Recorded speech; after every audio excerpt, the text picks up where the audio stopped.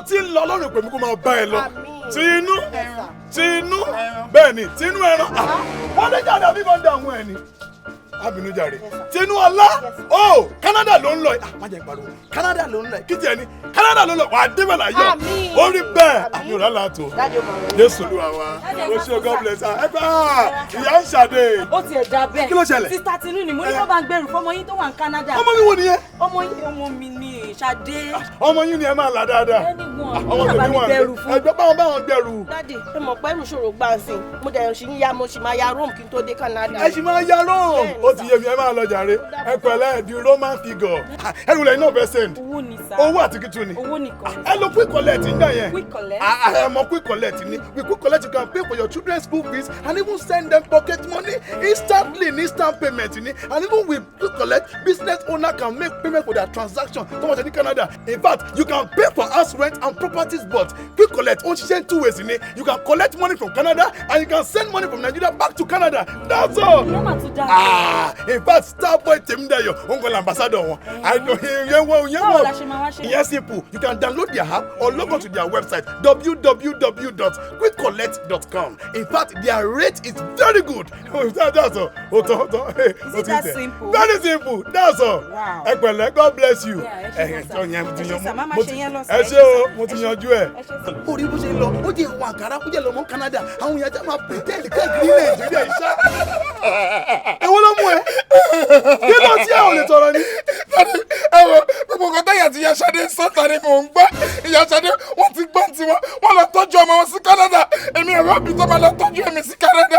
ìwọ kú oríire nìyẹn àtọ́jú ẹ sí ilé Olúwa ni. ilé Olúwa ti sú mi ní ìgbélé Olúwa mọ́ ilé Olúwa tó jẹ́ pé kò sí nọ́mbà ẹ̀fọn tún máa ń jẹ mí. daniel san location ẹ ní location ló máa dìtà ibi tó wà náà jẹ ní wájẹ́ fi ilẹ̀ bẹ́ẹ̀ ni àti bí ẹ ti bí náà dà sọ. gbẹ̀mí mo fẹ́ lọ Canada wọlé lọ fún mi wọlé tọ́jú sí Canada èmi wọn kọ́ sálọ́ máa tọ́jú mi síbẹ̀ àti wọn máa gbé bí ni ilé Olúwa làwọn máa gbé láyé àti láéláé àmín dà sọ wọlé lọ ọlẹ. well done nítorí àmì ìjọba ibù ara mi.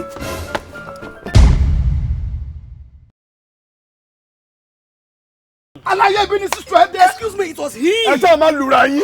It was he àjẹwọlé lẹ́sà òyìnbó wo ló fi ta lódò fún mi. òyìnbó ló ń sọ fún ẹ it was he yìí náà ló ẹ sọ. òun jẹ́ yìí òun jáde yìí làtọ̀ yìí lè ní. it was here. Wọ́n á ta kíni dìde fún mi. mo kó pé mo kọ́ ta o. Ọ̀tá ń jẹ́ òpé títí. pẹ̀lẹ́ ọ̀rẹ́ àwọn ọ̀tá. Yóò lọ fún mi. ẹ̀yin guy kí ló ń ṣẹlẹ̀ abẹ́rẹ́ pọ̀ ọdún ìfọ́nbù gan ṣá gbogbo nǹkan tí mo plan for ọdún kò sí ètò workout rárá 2020 yìí mo plan pé bí o tiẹ̀ ju plot of land kí n ní gbọ̀ngàn rí bákan bọ̀ 2021 yẹn ṣá nǹkan tó bá gbà la máa fún. nǹkan tó bá gbà la máa fún bá ṣe bá tí 2020 jẹ overhype ta fi pa yẹn àti fẹ́ fọ overhype pa. má sọ bí àlàyé bẹ́ẹ̀ ni alàgbà are you aware that you don't prepare for your wedding on your wedding day. ó mì pé bó ṣe wà do you have any information lọ́wọ́lọ́wọ́ lórí ilẹ̀ tó fẹ́ rà gan.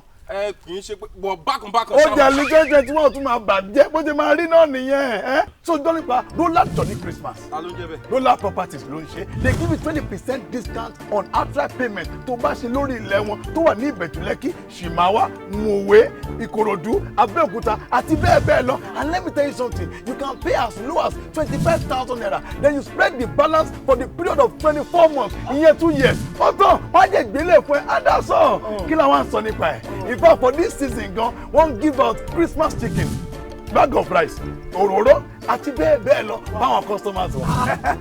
láwọn onílẹ̀ yìí gan scam wọn máa ń pọ̀jà rẹ̀ wọ́n á fúnyàn lè báyìí wọ́n á fúnyàn lè báyìí. ìwọ ló tún sọ báyìí èyí tí wòlíì ẹ bá sọ ìpè lọ́sọ̀ ó gba àwọn estate wọn fenced gated àwọn onílẹ̀ ò ní stop èèyàn bẹ́ẹ̀. and security. lẹ́yìn àtọ́ security kí ló ń sọ àbó bẹ́ẹ̀ àlàyé ọdún ìfọ́nbù kan ṣá. ìwọ gan ló bá mú. Délé mo tiẹ̀ fẹ́ bí ẹ̀ kàn tí wọ́n ní kò fún mi wí ajá wọn wà fún mi wí mi. ẹ̀yin báyìí buabu ni. ní ilé ìgbà àwùjọ kí ló wá lọ. dọ́bàmà.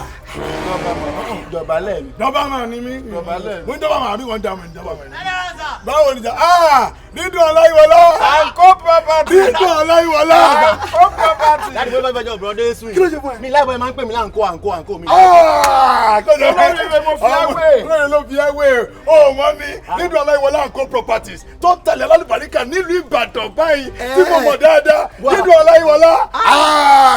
ilẹ̀ alùbáríkà kan dídùn ọláyíwọlá kan ni that is it. ó ti pẹ́ mo ti máa ń sọ̀rọ̀ ẹ̀ bó ṣe ti wà yẹn olóríṣiríṣi àwọn parks ó ní Holland Park Estate ìyẹn 600,000 naira ló ń ta ó ní Royal Garden Estate 500k nìyẹn ó jẹ́ ní Golden Gate Estate 700k nìyẹn gbogbo àwọn ilẹ̀ ìjẹ̀rẹ̀ you can start with an initial deposit as low as 50,000 naira. Wow, that's it. 50k. Yeah. Báwo ni mo kílẹ̀ ló ń ta? Kílẹ̀ ló ń ta. Ó kó rire. So má bàjá o. Dídùn ọláyíwọlá. àǹkó property. Ìwọ gan ti pè é. ó yà àgbà kámú. Bẹ́ẹ̀ni. Ankolino. Má tún sọ Lino sí alẹ́ àǹkó nìkan Ankolino ló tẹ̀ máa ṣe. Láìdé. láìdé dé o ti wá ní. Dájọ́ wọlé kúrò. àmàlà àdọ́dọ́ o láìdé. Bẹ̀rẹ̀ láìdé. ẹjẹ gbé kọ́. Má bínú. Ó ṣẹlẹ̀. Olúwa ti gbèjà mi, olùgbèjà mi yẹ̀yẹ́. Ó yá lókèwé. Owó ṣe ń gàndì. Ní ti bí. Tí màkúlẹ̀ kọ́ látàrọ̀ tí mo rán ẹ jẹ́ pé kó lọ bá mi gẹ́ẹ̀tì kan wá ó jẹ́ lọ ṣé London ló lọ ní kí ló mú ẹ ó gbọ́kadà ni. mo gbọ́kadà sá. ó wá dà ó ń dà. junction yẹn ló já mi sí olówó lè kọjá ibi. tí mo máa sọ fún ẹ nìyẹn mo ní máa lo save border you have the app on your phone yes, so use your phone well use save border from your location to your destination káláwọn ló lò ní àwọn gbé e láti ibi ni ajá gbé e lọ síbi tó bá ń lọ ẹ kí ló ń ṣe gan-an ìtumọ̀ rẹ̀ dà. òun lè lè sàn. àwọn aṣọ kan fún kí ló dé wọ́n ti lò rí ni. rárá sà bó ṣe rí nìyẹn. ó ṣe lélẹ̀. bẹ́ẹ̀ ni sà. ó ṣe jẹ̀bẹ̀dẹ̀. yẹ́nì láìkì bláàkì mo rún ẹ ẹ dá padà sọ fún ẹ pé dáàdì sọ pé kọlọ bláàkì làwọn fẹ́. ìyẹn ni kò ṣe alàgbà wà lo fóònù ẹ pé save border kí wọ́n náà tiẹ̀ lè enjoy 35% on cash trip and 40% on wallet trip lo save border mi. ok sà mo máa lo sà. ó tún ti ń lọ kí ló mọ tó ń pè kòkò ṣe bọ̀dà dé bá ilé tó fi ń lọ ó ti fi style lọ màá jẹ́ kẹ́lẹ́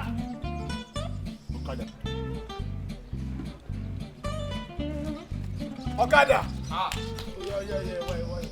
ibo ń bẹ. ọjà. tó di yàrá yìí. wọ́n kí lè lè rí rọ́bìṣì wọ̀nyí. láti mo ránṣẹ́ tẹ́ ẹ tún ṣe nípa ni. mo ránṣẹ́ tún gbéra yín àbí kò ń dààmú ẹ̀ ni. ọ̀kadà ni wọ́n. ọ̀kadà àbí gbọ́mọ. ọ̀kadà ẹ sọ̀rọ̀. iṣẹ́ tèmi ń ṣe tí mo fi ń jẹun nù. owó ṣe sẹ́ni sẹ́dẹ̀ mi ṣẹ́dẹ̀ mi ó sẹ́nu bí ẹ ń jẹ́ àlùpàtì. gbọ́mọdé àbí kò ń dààmú ẹ̀ ni jẹ́ tó ń lo gbọ́mọ ni. ẹ dákun tẹ́ ẹ̀ mọ̀ fèbú ara bú mi. o fẹ́ kú tiẹ̀ padà àbí kò ń dààmú ẹ̀ ni. tí màá sasọ tẹ ẹ wọ̀ ń bẹ lára rẹ̀ ni o mo mọ tó yẹ kí n sọ o. a lu ẹ̀bọ̀lẹ̀ sọ́ni tó dálẹ̀ sábà bí kò dààmú ẹ̀ lọ save border mo ní save border ní kò lò under save border yẹ they will take you from here to wherever you are going to ìtumọ̀ sọ pé ní à ń dà sọ olóògbé gbọ́kadà èló lọ́kadà tiẹ̀. òun wọn díẹ̀ o. ó yá dé mi lọlé ó yá o. ẹ ṣe dáadáa bí èwo dẹ̀ wá ní báyìí. ó yá dé mi. a ní ẹ ṣe dáadáa kí ni ń lọlẹ̀ o. mo lè ra ó yá dé mi. ẹ tẹ̀tẹ̀ dáadáa. dé mi. èyí sẹ́yìn níbi rè báyìí. bàbá ò ní bí rè mo lè ra. ó yàtọ̀ quadruplet ó ti yàtọ̀ báyìí quadruplet. ẹ gbàlẹ́jà rẹ. ẹ tó ń gáràjì ni. ṣáìdọ̀sù mi lélẹ́ ìjà rẹ fẹ́ káwọn ọmọ ọjọ́ mi rí mi. bóyá kẹ kúrò bí o. jẹ́nẹ́ kó máa kúrò kó bá tiẹ̀ lọ. quadruplet kí a kì í kúrò ń bẹ̀ ìwọ ló fi mí síbi. quadruplet. ẹ gbàlẹ́ wọn. build yourself ẹ wọlé build yourself ó ti ń pẹ́ lọ nìyẹn build yourself ara ẹ̀ náà ló wà build yourself ti wọlé. yes right one ẹ wọlé. lẹ́yìn mo tẹ̀fẹ́ béèrè pé báwo ni rẹ́ǹtì wo yẹn ṣe rí. àrẹ́ǹtì wo nìyẹn ìyẹn síbù fáwọn sálárì yẹn nàní ó ti gbélé yẹn lẹ̀ wà á kọ́ kó sínú ilé yẹn wà á máa sanwó yẹn díẹ̀ bóyá sanwó fún láńlọ́ọ̀dù ẹ̀ tí wọ́n ti sanwó yẹn tó báyìí á gbélé fún ẹ̀ dá sọ. wọ́n dáàdi tí ó ní sí ọ̀fọ̀. ó gbélé tí bọ̀bù ló ní sí ọ̀fọ̀ ó ní sí ọ̀fọ̀ wọlé rẹ́ǹtì wo ti wọlé Kiris Estate wọlé síbẹ̀ ṣáwọn bí ẹ ti fún 600,000 ṣá. òun bí ẹjẹrẹ ni wọ́n létí bẹ́ẹ̀ 499 wà 399 náà jẹ́ wà ó ti ń kú lọ o 1 more to go. Daddy Kújẹ́ ni mo ń lọ. Kújẹ́ ló ń lọ ó ti pé wọlé síbẹ̀. Wọ́n ní 2.5 ló ń talẹ̀ ní. Tẹ́lẹ̀ nìyẹn 1.5 là ń ta lọ́wọ́lọ́wọ́ báyìí. 1.5 December yìí ni pápá níbẹ̀ dá sọ. Bọ̀dá di kílódé tó ń pẹ́ ìlẹ̀ ń wọ mọ́tò. Ṣé mi mo ṣe wà yìí? Yẹn ń já ẹ sí. Ṣé mo ṣe wà yìí? Mo ti di agent and as an agent of T-Pump ó máa fún mi 10% discount lórí pé mo recommend èèyàn fún bó ṣe wà 1.5 tiẹ̀ nísìn máa gba 10% lórí tiẹ̀ tó jẹ́ 150,000 naira. Wow, Daddy tún ẹ ti jèrè lórí mi báyìí. Mo jèrè lórí ẹ̀ wọlé ti rẹ̀ orí ẹ̀ pé ó ti pẹ́ kọ́dún bless ti pé. Daddy, I heard that Dele Broadband is going to come threaten you in the church over this election. See, Egun ló gbé wá o, I'm coming with Sango. But what case Sango for you? Kí ló ń ṣèyàn ọmọ ìbá ẹgbẹ́ Sango? Nígbà gbẹ́gbẹ́ tó bá yẹ Sango tí yẹn gbé egun tọ́lá fẹ́ kọrin fún náà sọ́lùwọ́ náà lè fẹ́ máa kọrin fún bẹ́ẹ̀. Ẹ bá lura yín T-Pump ló kàn mí. That's all.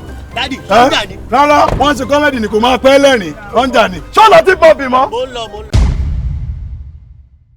Hello, ibo ló wà? Má gba street yẹn jọ.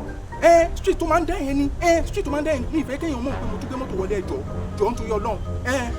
Orí ẹ̀ pé jàre, orí ẹ̀ pé. Bàbá ìtútù.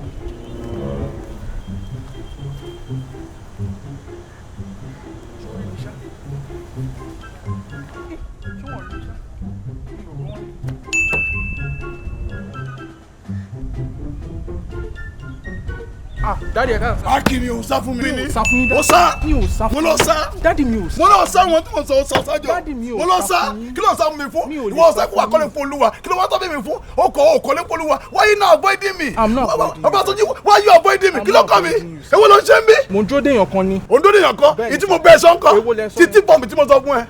Oh God! Tí wọ́n lè kọ́lé fún Olúwa, wọ́n ṣáà lè kọ́lé fún rẹ. Àbí kò kó bá àwọn ọmọ ẹ̀ kó ṣe kí ní estate 499,000. Àbí kò ṣe build yourself. Àbí rent to own. Mo yàtọ̀ wẹ́pẹ́ ní Kuje from 2.5 to 1.5 million. Gbogbo promo yóò pè ní God duplex promo. Á jẹ́ parí ní December tá a wà yìí. Daddy, ilẹ̀ ò lè tán láyé. Kò lè tán láyé. Ilẹ̀ ò lè tán láyé. Bẹ́ẹ̀ni. Amara náà ni. Daddy Ọlọ́run ṣe ìyanu kan náà. Bẹ́ẹ̀ni, okay. Mo expect mọ́tò mi kan. And Orin ní ó wà fún yín. Bọ̀gìnì ni. Má sàyí. Mo ṣe ń wọ yìí. Wọ́n máa ti jẹ mọ́ nǹkan. Ọlọ́run ní járe wòlíì wà níbi káwọ́ ẹlẹ̀ ò ní gbé jẹ́ mbẹ́ wò.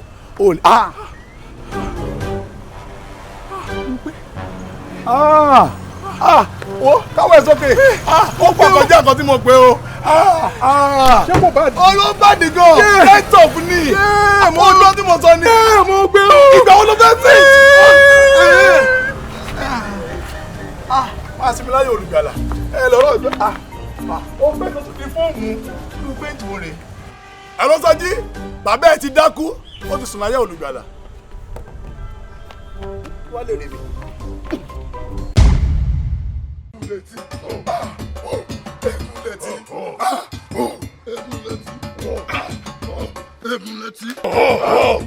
Wo mi wo sáà mi wo bá wà sí ọmọ ìyàwó ànábì adùn ayé mi ṣẹ̀ṣẹ̀ bẹ̀rẹ̀ ní kò ì Dádì ẹ̀wọ̀ ẹ lọ sọ fún bẹ́ẹ̀ni dára yẹn ó lè sọ káàkiri pé wọ́n mọ̀ yà tuntun pé gbogbo kọ́ta sọ nípa kàmpẹ́ pé ẹnu lásán ni ẹ̀wọ̀ gbogbo kí ni yẹn nọ mọ̀ bọ̀ ní ìsìn ojú mi sì di. ẹ ó ti bẹ̀rẹ̀ báyìí. ẹ̀wọ̀ dádì agbára wà tábà lọ tẹ̀mí àtúbà lọ tẹ̀wá in fact eégún létí o. Wo léegun létí? Yé! Gbogbo! Jésù! Mi ò ń ṣe dára kí délé kí ló wá dọ̀dọ̀ eégún kí ló ń ṣe wọ́n mẹ́ ó jọ kí mi máa ń dá sọ́dọ̀ ilẹ̀ tó tẹ̀ ṣe káàkiri ìtẹ́ mi ń pariwo fáwọn èèyàn ní pé T-Pump ń ta ilẹ̀ kó máa allow distraction kó take advantage of this promo tó wà on ni mo ń pariwo fún yín torí pé promo yẹn máa end by December 30, 2020 wọ́n ti 40% discount from 2.5 million to 1.5 million. Yes, Jésù! ẹ̀wọ̀ ọ̀rẹ́ lẹ́kọ̀ọ́ náà sọ mi. ṣé ìwọ náà mọ ọkọ ilé tẹ́lẹ̀. ẹ̀ẹ́kùn lẹ́tí mo mọ̀ ń pa ẹ̀. Jésù olóhùn nítorí Hello. Come again. ṣé nípa ọ̀rọ̀ ilẹ̀ T-Pump yẹn Exactly. ó tún ṣe rent to own ìyẹn ó ti kọ́lé yẹn lẹ̀ once you are interested wàá fún ẹ nílé yẹn wàá máa sanwó ilé yẹn díẹ̀díẹ̀ after paying for the stipulated period of time á gbélé yẹn fún ẹ and that's all. èèyàn ni yìí ni. Bẹ́ẹ̀ni, eégún létí lórúkọ mi. Okay. Àtijọ́ àti mo ló gbé mi kúrò l'Ábùjá mo fi wá báyìí. ok business eégún lẹ̀ ń ṣe. Exactly. T-Pump yóò tún ṣe build yourself náà. ó wà ń bẹ ó sọ fún mi. ó ti lọ. àṣeyàn ni wọ́n lè rà fáwọn ọmọ ẹ náà wọ́n ń ṣe fáwọn ọmọ náà kidneys 399,000 ni. àtìyàn ni ó ti gbàgbé orí ẹ ó mo ti ṣẹ́gun lóore. Yeah!